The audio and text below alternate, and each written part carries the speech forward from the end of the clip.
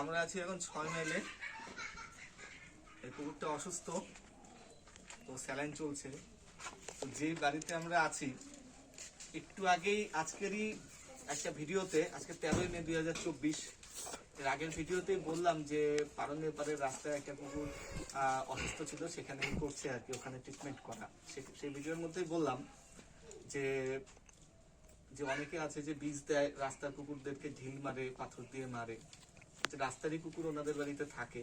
এক ভাই আছে, 3-4 দিন আগে আমার সাথে যোগাযোগ করেছিল, কিন্তু দুর্ভাগ্যবশত আমি আসতে পারিনি আর কি। তো দুটো কুকুর ছিল, একটা এক্সপায়ার করে গেছে, আর এখানেও ওনারা কোনো ব্যবস্থা করতে পারেনি ট্রিটমেন্টের। তো যাই হোক, আজকে আমি ফাঁকা হয়ে আসি এখানে। তো আসবার পরে কুকুরটা অসুস্থ, স্যালাইন চলছে।